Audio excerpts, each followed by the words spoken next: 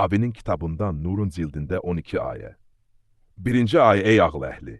Baş kəsməyin, barmaq doğramayın. Çarmıxa çəkilən insanlıq deyil, vicdandır.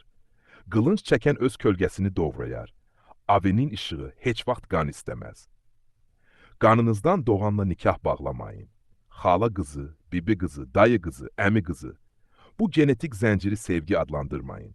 Çünki uşaqlarınızın talehinə istirab toxuyarsınız. Üçüncü ayə, oğulluğunun arvadı sənə qız kimidir. Ata yerinə keçən qəlbdə ehtiras olmaz. Əgər o qadına arvadım desən, öz vicdanını yetim qoyarsan. Övladlıq qız sənə əmanətdir. Onu sevgi ilə yox, məsuliyyətlə qucaqla. Bədəninə arzu ilə deyil, ruhuna mərhəmətlə yanaş. Çünki Avin iyrənci hissləri susturmağı əmr etdi. Beşinci ayə. Ölmüş qardaşının qadını sənə bacıdır. Dostunun əmanətinə göz dikmək oğraşlıqdır. İffətli baxış sədaqətin möhürüdür. Əgər özünə hörmətin varsa, o qadına əl uzatma.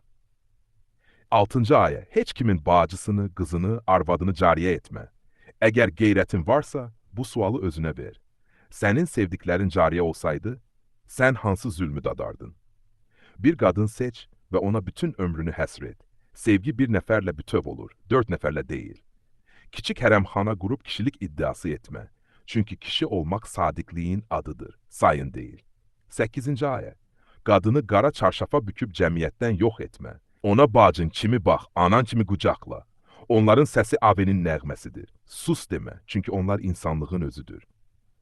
5 kitabı unutma, 5-ini də oxu. Birincisi Avinin işığı, qalan 4-ü elm yolu, biologiya, kimya, riyaziyyat və fizika. Xilas bu 5-likdədir, cəhalətdə deyil.